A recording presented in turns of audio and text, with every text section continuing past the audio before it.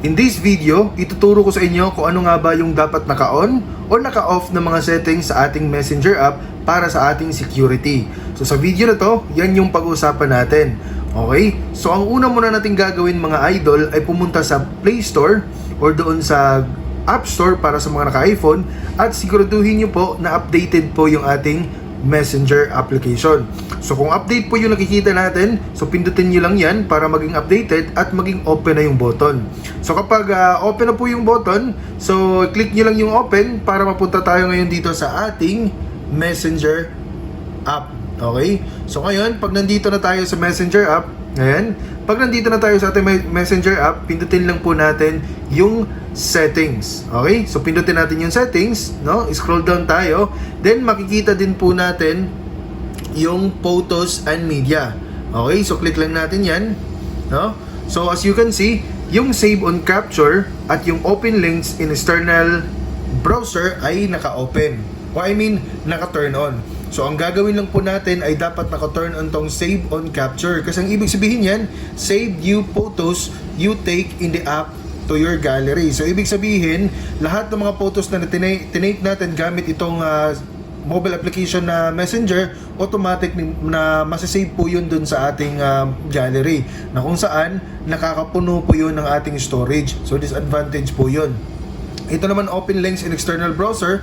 Links shared in messages will open externally. So dapat naka-turn off 'yan. Kasi kapag naka-turn on 'yan, so mababawasan po yung security na natin, no, sa mga websites. Halimbawa, kung meron pong mga scams or meron pong mga links na binibigay ng mga Facebook friends natin doon sa group chat, tapos pinindot natin 'yon, automatic po na mare-redirect agad tayo doon.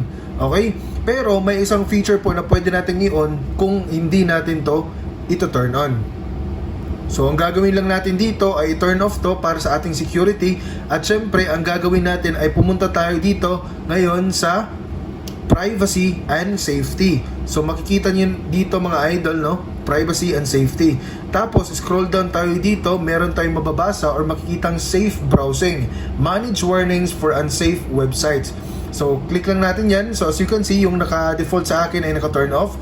So, pwede natin piliin tong standard browsing protection. Ang ibig sabihin kasi nito, it protects against a list of website that may be unsafe.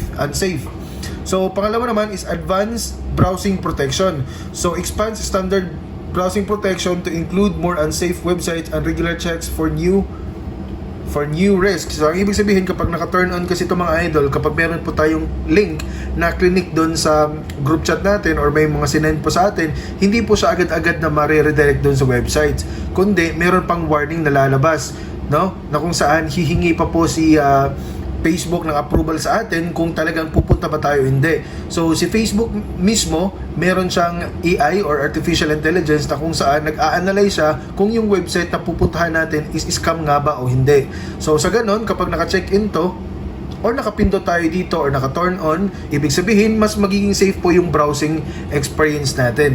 So I hope na nakatulong tong video, and don't forget to like, subscribe at mag-comment down below kung gusto mo ng free load at GCash.